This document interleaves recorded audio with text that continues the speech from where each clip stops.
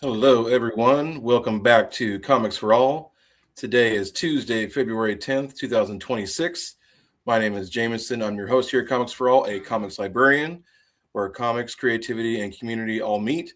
This is our weekly Ink and Insight segment and interview series. We interview comic creators, and today we have Dave here with us. So, Dave, thank you so much for joining us and taking some time out of your schedule. Thanks for having me, man. I appreciate it. I appreciate the chance to get out there and tell people about my stuff. That's right. So as a reader-centric channel, the first question we like to ask everyone who comes on is, what hooked you into comics as a reader? The art. Art's what gets everybody. But I think my uncle had comics when I was a kid, and so I would read some of them, and then I bought my first pack of comics at like Toys R Us, which was like Green Lantern and all this stuff, and I've just been hooked ever since. Even around that time, that's when I wrote my first comic, and they're not. It was back when I was like 8, and I don't know where they're at now, but they're not great. Like I drew it, and then I'd have my grandmom write in the dialogue and stuff for me. It was like a Batman and Ninja Turtle fan comic. It's not. Right. Not something to be proud of. Like I love those characters, but I'm saying like it's not something anybody's gonna buy.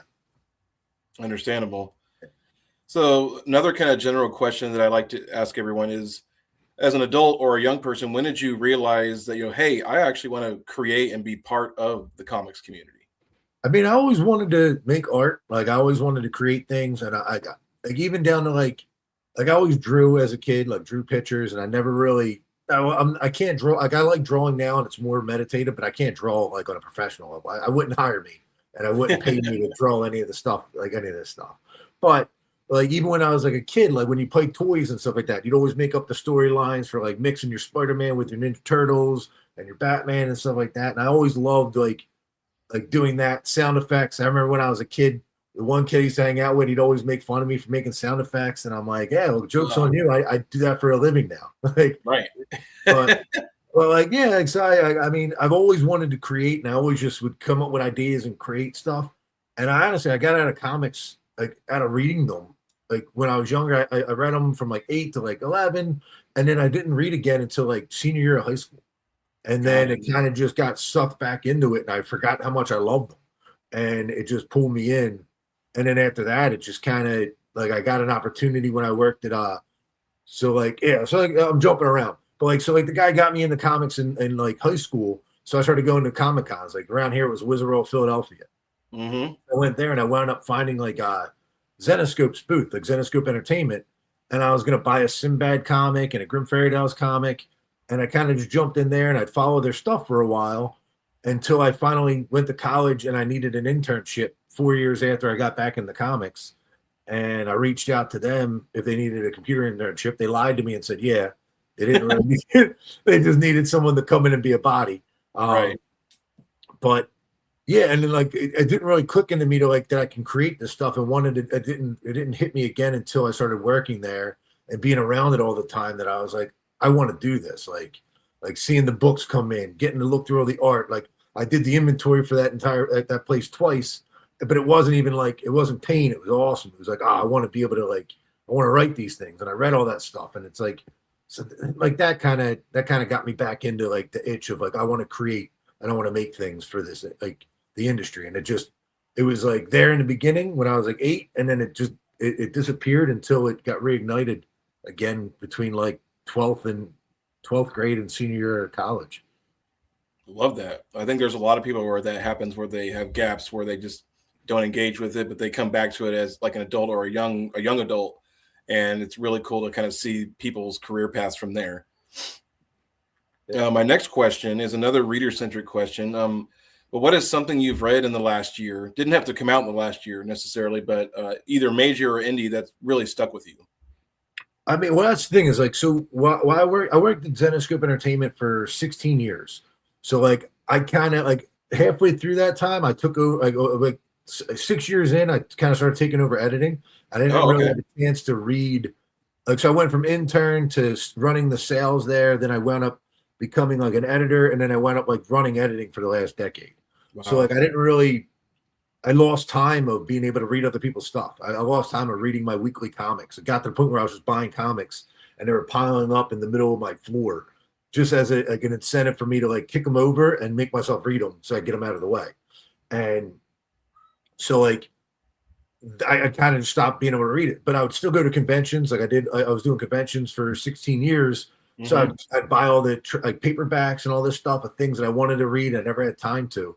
So I'm actually for this last year, now that I'm doing my own stuff, not that I have more time to do it, but like I work out of my house, so it gives me more access to my comics. With like, so like I read a lot these days. Where like at night I'll try to rotate my reading from reading a comic book to a novel to a nonfiction book, and I Love just that. keep rotating those three to keep my brain kind of fresh on like. So that way I'm not like, all right, well, we're just going to do comics, or we're like that way it gives me more insight into different creative routes of like storytelling and also just stories.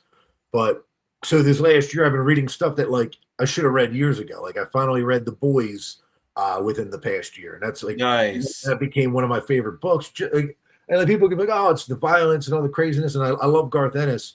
But when you get to the end of the book, I don't want to spoil it for anybody who hasn't read it because like I loved it. It's like this.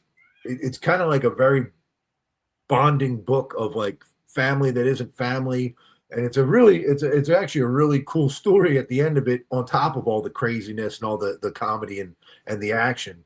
Like so I went from like having Why the Last Man used to be my favorite comic, which I haven't read in years, so maybe it will be again when I pick it back up, but Mm. Boys became that. Like, and that, and same thing with Invincible. I read all three of the compendiums, or out whatever they call them, omnibus compendiums, but I read all three of them in the past year too, and I was like, oh man, like I didn't realize how great this was. Like, so like I've been getting hit with so many stories that I haven't like that I've held on to for a decade, and I'm just reading them now like for the first time. So I'm getting to experience this stuff and like and reignite my love for some of these stories. Like that I mean ones I've never read before, but like now I'm like, oh, I can't wait. Like I literally have a room. This room looks like I'm in an insane asylum, but like it's only because the room where I keep all my comics doesn't have enough room for a desk. It just has room enough for a chair and bookshelves. Got So, it. but like, yeah, like that room is just full of like comics that I got to get to and books I got to get to and all that stuff. But Love yeah, I that. mean, I just love reading. I love ingesting like creativity, which is like, it's a weird way to say it, but it's like, I love that. I love that. Like, that's when like people like argue now with AI stuff, and I'm like, AI is a tool, it's a calculator, it's whatever. Like I want something that like comes from somebody that like you can tell like I want to hear the story from them where that came from. Because it's Right. the same thing when I write stories, I know where they come from. They're coming from pieces of my experience plus like ideas and crazy thoughts. So it's like I like that when I read people's stories where I'm like, I kind of want to wonder or want to ask them one day, like, where did this come from? What is this? Is it just like a crazy thought in your head? Or does this like have something to do with like does it have a story that relates to another story in your life? Like I love that type of stuff. Oh, me too. So for folks and viewers out there who may not be familiar with your work, what is Weird Brain Entertainment, which is your company, and in your own words, how do you frame it? I mean, it's the same thing I say to people at conventions. It's like I point to my logo because I'll have a banner behind me. Not here. I actually should have did that, but There we go. oh, there you go. So like I always say, it's for my weird brain to your hands. It's almost like farm to table. It's like you get all the weird thoughts in my stuff, and you get to hold it. And that's really what the whole company is. It's just me coming up with stuff that I know other companies probably wouldn't want to put out or wouldn't fit into their ecosystem. So I created my own ecosystem, and that's really what this is. It's just me trying to tell stories that mean something to me, but are something that I haven't heard before or haven't read before, and that's my goal at least. But also, I just said Absolutely. I I think haven't read a lot of stuff recently, so like I hope I don't step on any toes. no, I think you're great. So kind of right now, like we were talking before we got on here, you got an upcoming Kickstarter, which we'll delve into in a few minutes here. But what does your creative work week look like here for the next month or two? I mean, it's the same. It's the same and different every day. Every day you want to sit down, you want to wake up, you want to get a shower, you want to drink some coffee and write, and it never works out that way because Right. I'm an army of one at this point. Like I have a lot of bless you, I think. I have a lot of like there's a lot of freelance work that I get from like I have for artists and stuff like that. But a lot of this stuff is like I have to come up with the idea, I have to write the story, then I got to edit it, then I got to market it, sell it, ship it, and then reach out to all this stuff. So it doesn't really give me time to just be like, okay, I get to just sit down and write every day and all day, Yeah. which would be awesome. Like that's the goal for one day. Who knows though? I'm addicted to all this stuff. But so yeah, I mean, like the days are different, but they're kind of the same. Like, so I'll wake up, make sure I have enough money in there to pay the artists that are sending me invoices for the day. Yep. It's easier in the beginning because you don't have all those invoices, and now it's like you're on a rhythm of like, okay, every other day you're getting new artwork in, which is awesome. It's like Christmas in your email box, but then right after that is coming the bill. Yep. It's like, oh, cool, I got this awesome steak. And it's like, yeah. And they're like, oh, well, here's the bill. And they're no, throw ice cream on there first. Like, keep pushing it. But I mean, so yeah, like my days are literally just if you saw my wall, I want to show you guys. I'll flip the whole thing, but it's like it has a list of all like just the story elements I gotta get through, like all the outlines, all the art, like I have post-its all over my wall. I'll show you real quick. It's Sure. just like so. It's There we like, go. yeah, so that's just for story stuff, and then I have sheets of paper next to me. I'm a very physical. I like physical stuff to be able to cross out, and it's just for my brain. So I have a lot of stuff written down where it's like, okay, today we got to pay these artists. Today I got to order art prints. Today I got to make art prints. Today I got to start making graphics or whatever it is. Or I got to write up all the outline of the book, like not the actual story, but the actual outline for the designer to be like, okay, we're going to do these ads on these pages and things like that. So like it's a little bit of everything. And it's a lot of stuff you don't like. I knew about it going into it because I've been doing this for like 16 years. But again, for like new people jumping in, you don't realize how many layers go into it before you get to just sit down and write and then hire people to get to draw your books or write them or whatever process you go through with it. Yeah. But I mean, yeah, my process is literally just picking on the list, going at it. Most of the time I get to write at night. Like tonight, after we're done, like it's 9:00 here. I normally go to bed at like anywhere between 2 and 4. And then like that. So my time is like, I start writing around like 11:30 and then see where it takes me. There you go. But yeah, I mean, so the days are different. Like there's some days you get lucky. Some days you get lucky. Everything's out of the way. I'll put my phone in the other room so nothing distracts me, and I'll just sit down and I'll throw some music on if I'm writing an outline, or if I'm writing dialogue, I sit in silence like a crazy person to hear all the characters talk to you. Yeah, I mean, there's no one set day. I wish there was, and I'm hoping as I grow, I can kind of like I'll be able to offload. Maybe I'll be able to bring in somebody to help me do shipping. So I don't like because like when I do a Kickstarter, it takes me about a week or two to ship all the packages out. And yeah, okay. Each Kickstarter, I've been getting more and more people, so that just means more and more packages. So like I'm hoping it's a good thing to have. Like if I can get like more people to jump on the Kickstarter, but it just means less time I get to write and create and things like that. So we'll see. Yeah, trying to balance those two things is a challenge. Yeah, go ahead. No, so yeah, it's all balance, it's all a challenge. I mean, but it's fun. You get to make comics. Like that's the thing is like I don't care. Like you stop caring about all the little things of like I gotta do this today. It's like no, I mean the end goal is like I get to create something that somebody gets to hold in their hands and tell me they either like it or hate it. But either way, you get to be a part of that person's life, which like other than that, you don't. That's right. And as you mentioned previously, you launched Weird Brain Entertainment in February of 25. Is that correct? Yep.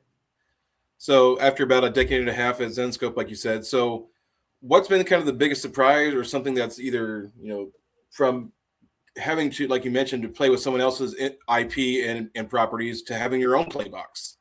I mean, well, it's crazy because like I just kind of realized last week, like this week is my 1-year anniversary from like starting the company. Like February, I think 13th was the day I launched the first book. So it's been crazy. I mean, it's the whole thing's been a learning experience, even though I knew a lot of the stuff, like how to make books and things like that. But still, like when you're reliant on other people paying the bills, it Yep. changes like your viewpoint on stuff. Now it's like, all right, be more critical, make sure everything you're doing is like, I mean, you never really half-ass it, but like you make sure that everything is like, okay, can I use this thing 12 different times? Can I Right. do, okay, I'm going to make a cover out of this, but it's also going to be an art print. People are going to want to buy it as a card. I can put it on a t-shirt. Like you start taking into the process of that stuff. So like, but also too on what you're asking is like, with the playing in other people's sandbox, like with Zenoscope being there and like running the editorial for 10 years, because I literally went from intern to sales to editor to publisher. Like, so I was creating like outlining or creating most of the stuff coming out towards the last 10 years. So either I'm outlining it or writing it. Right. So which was cool. They gave me a lot of freedom to kind of create some characters for like that I wanted to create, a lot of storylines. So it was like there was a lot of freedom there, but like it's also like they've pre-established like rules and ideas in the universe where you don't want to you can't go like too far one way or too far another way. So it's Exactly. There's a cool. lot of Like, that, I'm sure. yeah, I mean, and it was never, and again, like it was never where it was like you can't do that. It was more like, all right, well, I like that idea, but it's a little too crazy. Like let's tone it this way or turn it that way. With this, it's like I can take any crazy idea I have and I'll run it through my filter of like, is it crazy and dumb, or is it crazy and like there's a really cool twist to this, and it's not just me filling my ego of like, okay, I just wanted to tell this story. It's like I wanted to tell the story, but there's a reason behind it, and also what can we build off of it, and what how can it relate to other people, and like what would they like about it, like, and that's I mean that's just the fun of creating story is like is finding the balance between you like putting you into it and the balance between creating something new and something that other people will be like that's funny or that's dumb but I like it, or like this is awesome, or like and like the thing is you don't know like Yeah.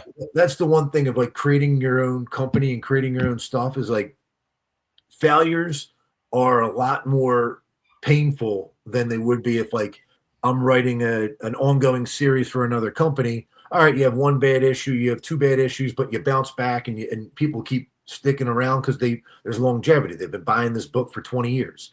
Right. But now it's like you come out with a book and it's like if they don't like issue one, they're not buying issue two. They don't like issue two, they might not buy issue three.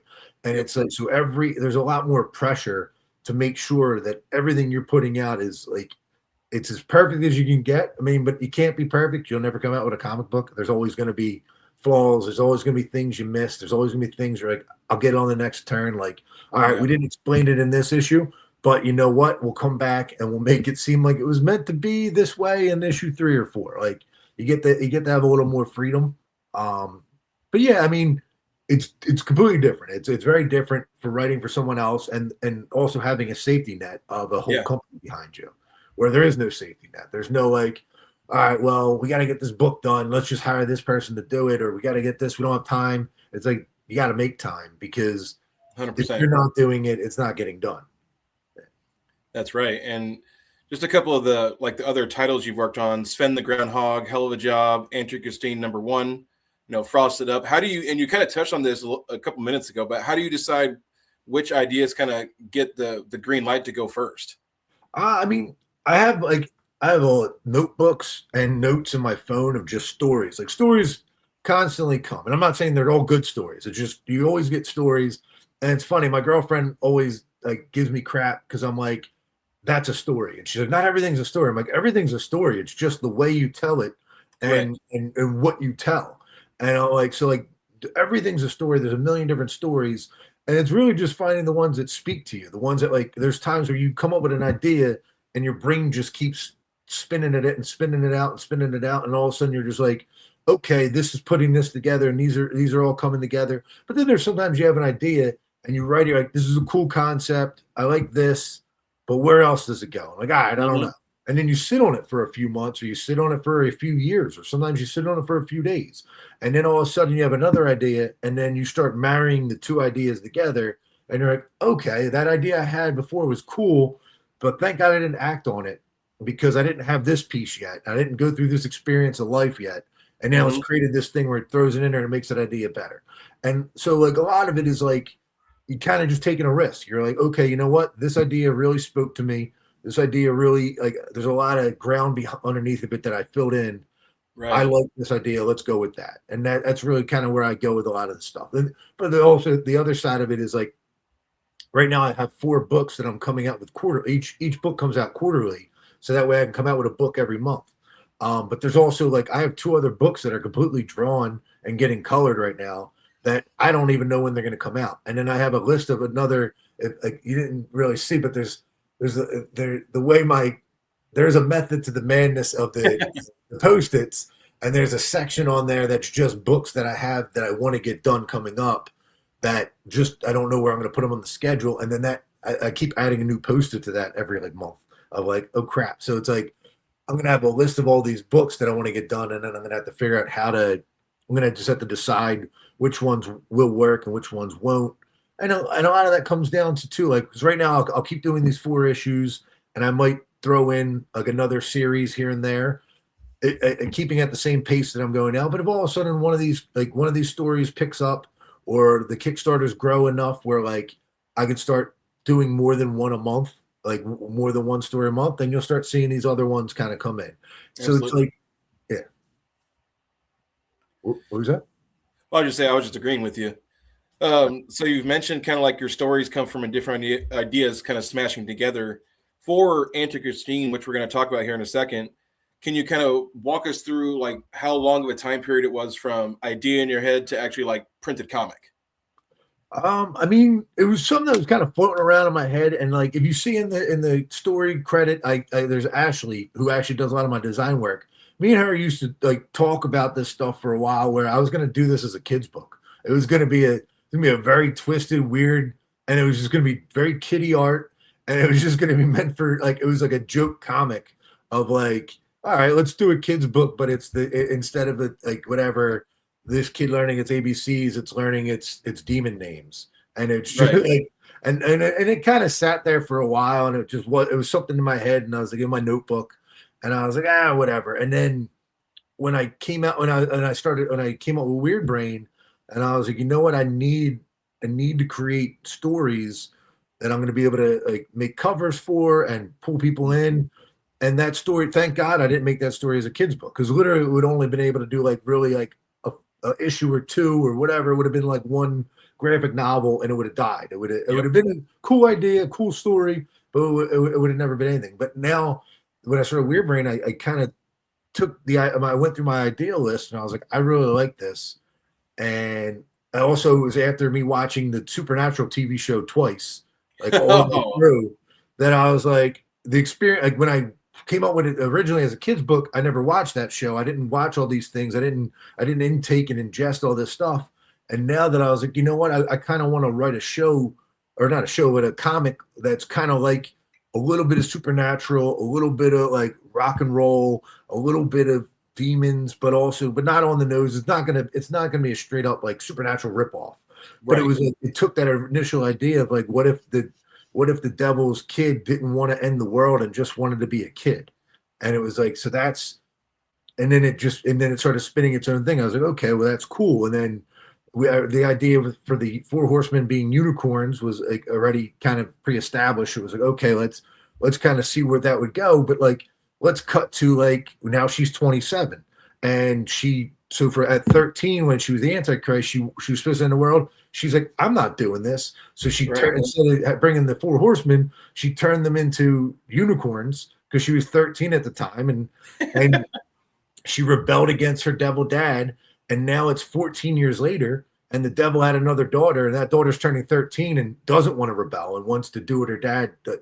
So now it's become this crazy family drama of the Antichrist is half sister, the other Antichrist, the Right. new Antichrist, wants to end the world. But also, like, what happened of that? What happened to Christine? What happened to that girl that was supposed to end the world and she didn't? And so, like, this was like kind of like, where would she be at? Obviously, she doesn't stay with her parents anymore. They were all for her being the Antichrist, and then her only friends were these 4 unicorn people. So it's like, what kind of person is that, and what kind of life did she live? So like, it's fun experimenting and exploring like who Yeah. she is, and especially as the issues come out, we'll get more and more of her backstory and like unraveling like the mystery of like who Anti-Christine, and in that 14-year gap of kind of what happened. And it also gives me a ton of time to play with. I don't have to tell every year of that story because like in my brain, Anti-Christine's an ongoing series. Like the Yep. first arc is going to be like 7 issues. There's going to be 6 for 666, but it's already too much story. So it's like, all right, it's going to be 7 issues. But like each arc after that is like there's enough in there and enough craziness to kind of make it like an ongoing. Let's see what the next adventure is, and then let's keep building off of it. But yeah, I mean that's really what it started out as like something that I thought would be funny, and then it turned into something that I'm like I can really get in, I can really dig into this, and also like I want to relate to that character. I want to know like I want to go through her mindset of like okay, like you were supposed to end the world, you didn't. Now you're 27, you're kind of homeless, like you're kind of living with unicorn buddies, and now you have a half sister that wants to end the world, and now you gotta step up. You gotta be Hmm. like you gotta stop her from ending the world, or you gotta get out of the way and the world ends anyway. So it's like that's more of her decisions that she has to make coming up. And I don't know, I love stories. That's right. And for the Kickstarter, I did put the link in the chat, so you can sign up to be notified when it goes live. It should be going live pretty soon here.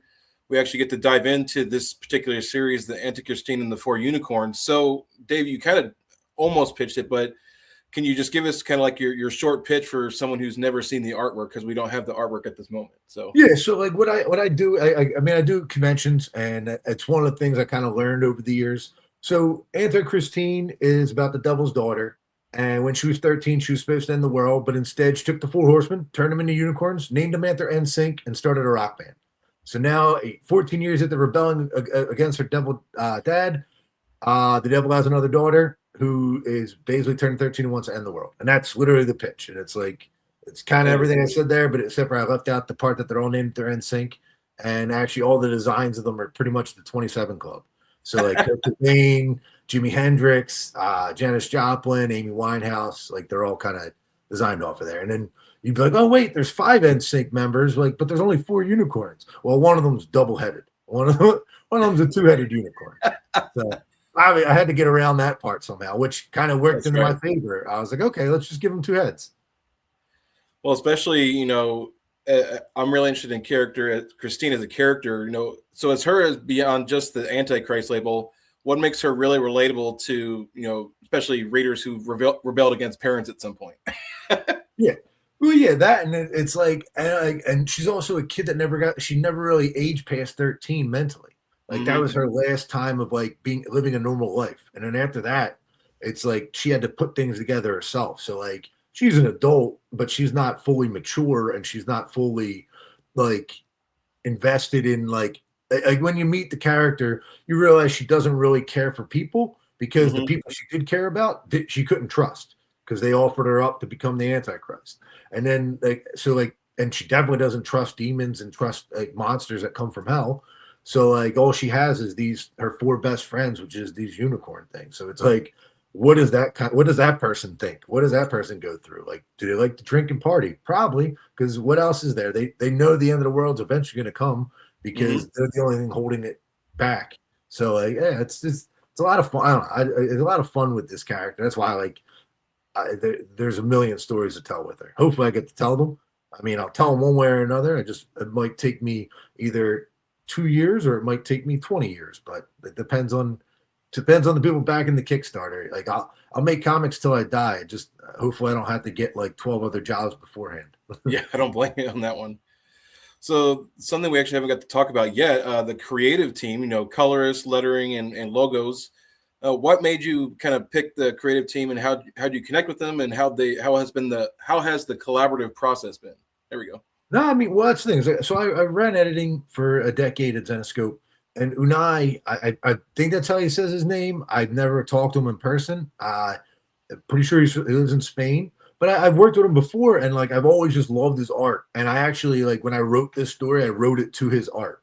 Like I kind of was just like, I know how he designs stuff. I like his details. I like how he does like visceral, like crazy action on Hmm. some of the things. So like I literally wrote it knowing that like like, well, I asked him beforehand, but I wrote all the scripts based around him drawing it, and that's Right. how I wrote all the scripts for it. So it's been pretty awesome to see him take it and bring it to life.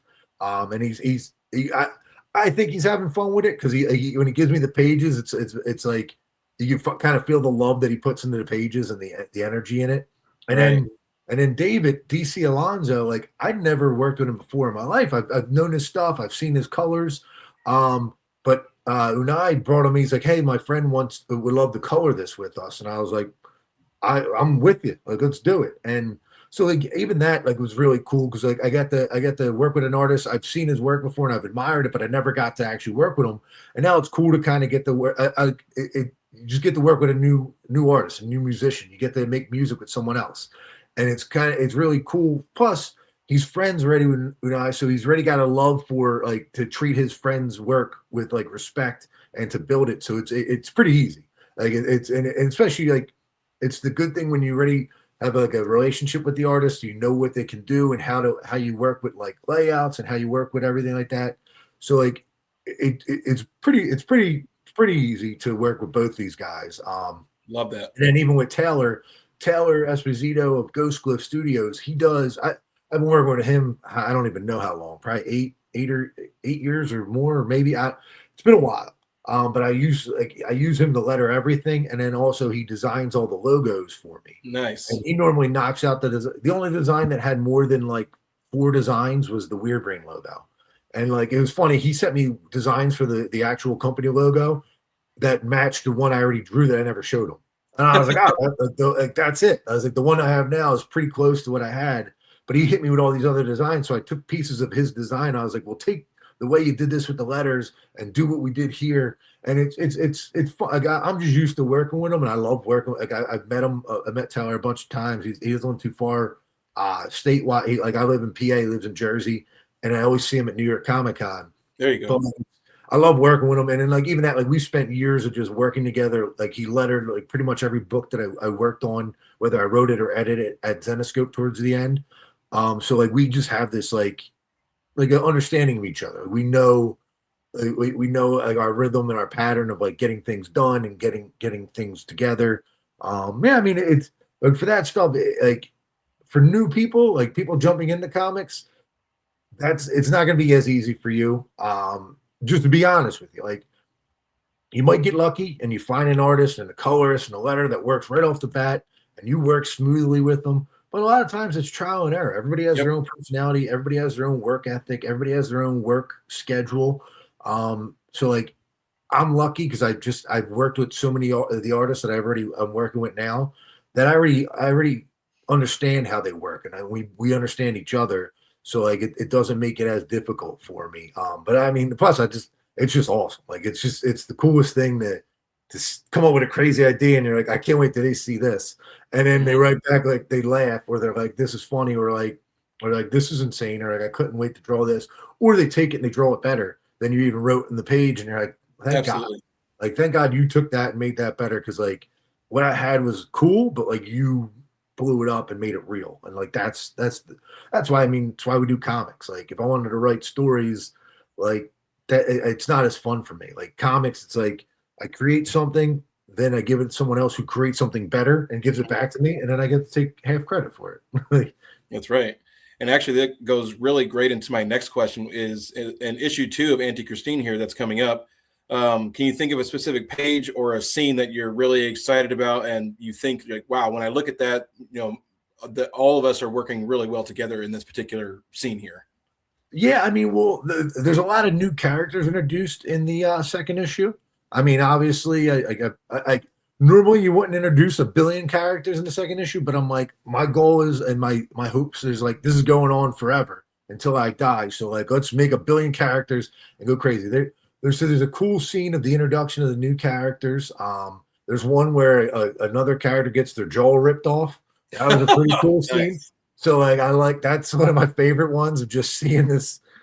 It just like a character running and they grab him by the jaw and just rip it off, and Ooh, like Unai can really hit the action and the visceralness of it.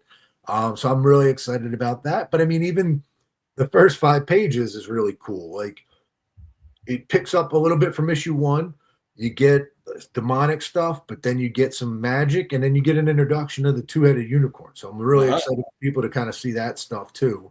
I mean, yeah, there's people always ask you like, what's your favorite thing? What's your favorite cover? What's your favorite page? Your favorite story? Like, if you when you create stuff, like you don't really have like my favorite thing is the thing I create tomorrow, and then it's tomorrow. Like, it's always the next thing. Like it's the one thing that like you're kind of like selfish where you're like, it's already drawn and it's already out in a book. Like, I'm done with that. Let's move on to the. It's like throwing your toys away and grabbing the next toy. Like, you still love them, and they're like, and like you're sentimental about them, which I still have like all my toys from when I was a kid.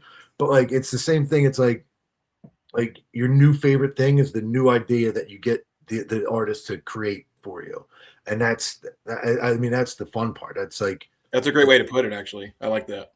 Like it's honest. It's like I love coming up with cover ideas and like, or just like thinking of the big splash and like giving them something to like make that's like I haven't seen before. So it's like you get the dream every time you get to make a comic, and so there's a favorite for that issue. But then by the time you're writing the next issue, that issue isn't even your favorite anymore because you're like, I got to make something cooler than that. And that's your new favorite. Like, that's right. A couple of questions about the Kickstarter itself. Can you talk through a couple of the reward tiers and maybe, one that's really good for, like you said, first time readers or people new to comics? I mean, yeah. So like the reward tiers, I offer a lot of different things. So if you miss my other Kickstarters and you haven't gone on my website to get anything, I offer most of the stuff on there that I can fit on Kickstarter, like of the collectible covers. The regular issues, there's just not enough room to put everything on there. So like I do offer I offer levels all throughout the Kickstarter. So you have digital only stuff where you can get digital copy of the book or digital copies of the previous books. There's also like a digital plus edition, which it's the digital comic, but it also has like a cover gallery in the back of the PDF of all the covers. Like a trade. Yeah, so it gives you a lot. Like that way, you don't have to buy all the covers, but you also don't have to miss out on like seeing them all. You get to look at them all. Like that's the cool thing with making art, like getting art made is like you want people to enjoy it, whether they're buying it, they're buying the super rare limited to 75 book, or they're buying the art print, or they're just getting the digital. Like you want them to enjoy it whatever way they want to. Absolutely. Like, so there's digital rewards. There's the regular the A, B, C, and D are normally just like the ones that'll be like shelf cover, like their shelf price. Like so, once you go into a store and be able to buy it, like the $5.99, $4.99, $6.99 price point.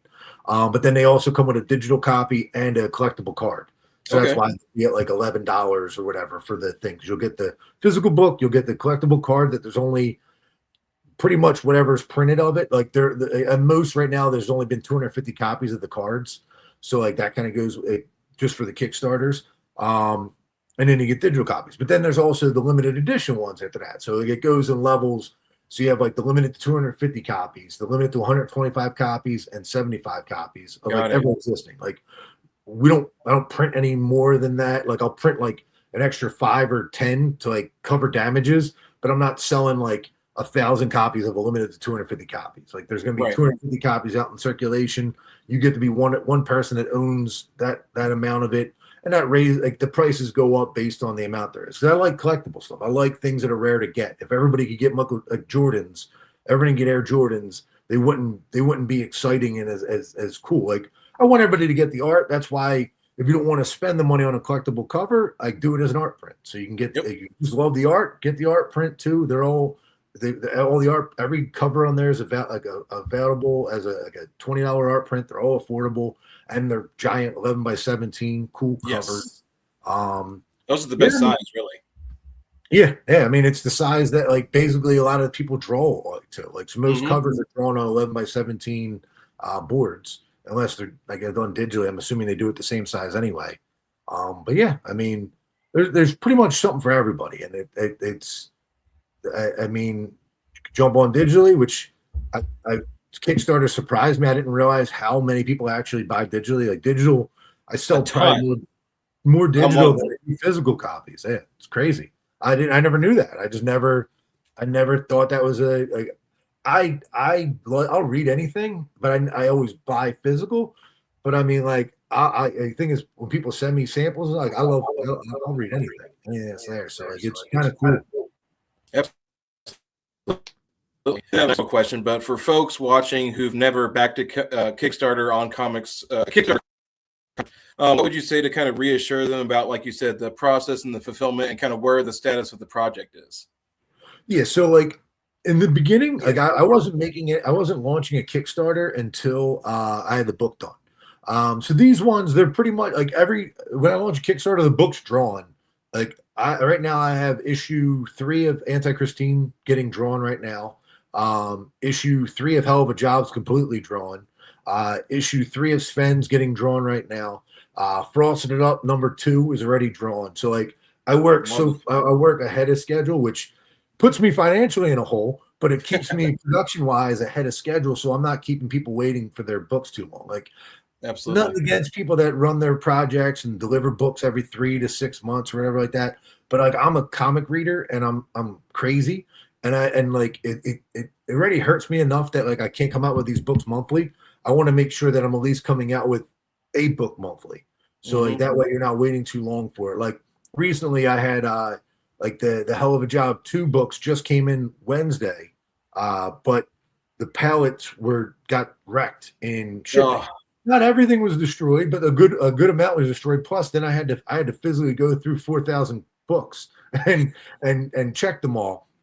So things like that happen. So it sets me back like a week or two on delivery, or like say if I ordered the cards and they get delayed in shipping, like things like that. But like really pretty much everything that's coming out, it's done or near done. Like everything's drawn, but it's either being colored or being lettered. While the project's running, and then that way, so once it's done, I can just send it to the printer and get it rolling. And that way, when the money, like, so the way Kickstarter works is like you run the project. Like I've been running these for 28 days, and you don't get paid for 14 days after the project ends. Yeah. So like, but also too, that week after the project ends, you have 7 days, to collect your money. And a lot of times it'll automatically go through and run your credit cards. Sometimes people might have the wrong credit card in there, or some banks just mark credit cards as fraudulent charges from Kickstarter. Yep. So like for Hell of a Job 2, it said it hit 16,000, but 1,200 of it never got collected. Oh, so man. Like things like that. So you run into obstacles like that where you're like, I was really relying on that stuff to get things moving quicker, but now you're like, okay, well now we're just have to wait an extra week for whatever sales to come in from the website or sales from this to make up for that chunk that you already planned for. Right. But yeah, I mean, like it's just kind of you got to think on your feet and you got to keep moving. But like, so like you do the project, you run it for 28 days, then you essentially get paid the most you're going to get out of it 14 days later, and that's normally when I save it to send it to print, because printing is sometimes more expensive than just even getting the book drawn and colored and stuff like that. So Absolutely. Like you want to make sure that like I don't ever want to get to a point where like I can't print a book and I have to make more money to be able to pay the book. So once that money comes in from the book to get printed, that goes into an account just for printing. And that way, no matter what, that book's getting printed and nobody's getting stuck where like, sorry guys, I gotta raise another $2,000 to get it printed. It's like, no, your book's getting printed. You put it in, like you're getting that. I have to worry about like if I have to eat less peanut butter and jelly sandwiches coming up to pay for the next book. Absolutely. And that's a lot of unseen sacrifices, I think, that creators make a lot of the time. I mean, well, we're not victims. We're choosing it. we choose. I mean, that's the thing is like I catch myself saying like, oh, like this it's painful to do this, but it's like, yeah, I can go get a regular job, and that's more painful to me than cutting out like beer and food for some like sometimes like that's right. So in terms of like conventions, either appearing at them or just even going as a fan, what conventions do you plan on going to this year?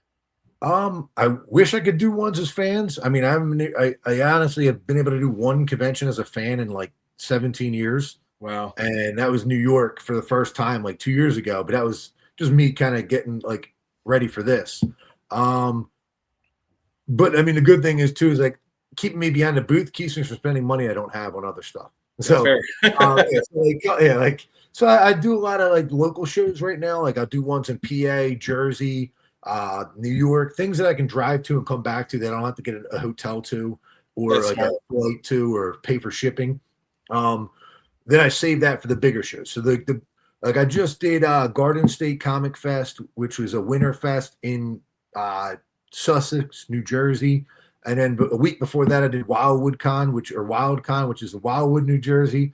So they're the ones I just did this year. But then coming up, the bigger show I'm doing at the end of March is MegaCon.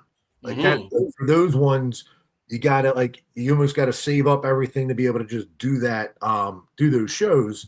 But those shows can change a lot for your company. Like going to those shows, you can go there and make a good amount just to be able to pay for your next book.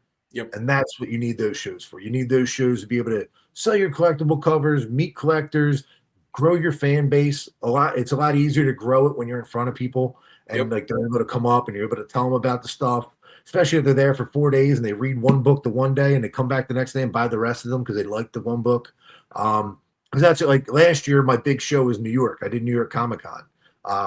I set up there back in October, and that was awesome. That was like doing that got me a lot of new emails, a lot of new fans, and it brought a lot of income into the company that I needed really at the time. Like without doing that show, I would have been able to keep going, but it would have been a lot tougher.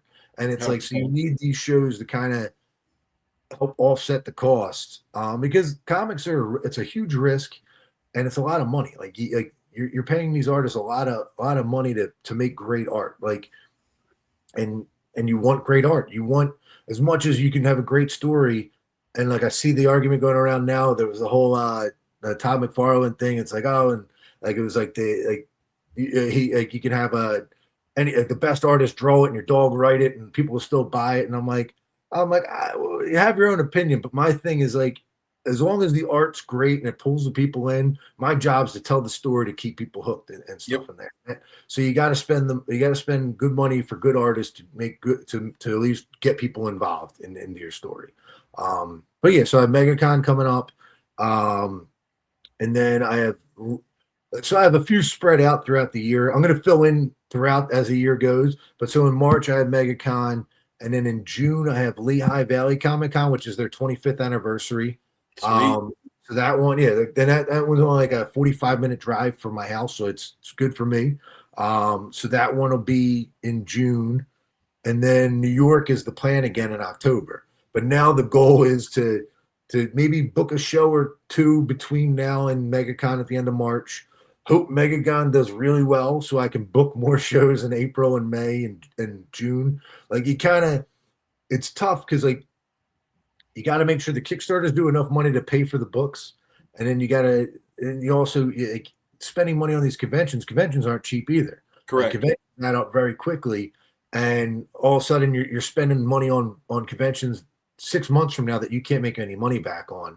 So you're like, I got to be more mindful, and you got to be more responsible. Where like if you worked for another company, you could be like, hey, look, we're doing this show. Like, oh, cool. Like we have the funds for that, and it's like I do not. Like I'm living Kickstarter to Kickstarter and a little bit further ahead. Like they're all going to keep moving, but it's just like you need to be mindful, especially when you're starting out. Like it's going to be a crazy another year or two of building. But I mean, if it keeps going the way it is and people keep supporting it, which I truly do appreciate it. Like I can't say it enough, and I feel like a turd every time I say like, it sounds like I'm just being a patronize, like it literally, like you're keeping me like comic book alive. Like you're keeping my mind and my stuff alive anytime these people anytime they buy a book or get a digital copy or share it or any of that stuff like that. They have no idea how much that means and how much that helps.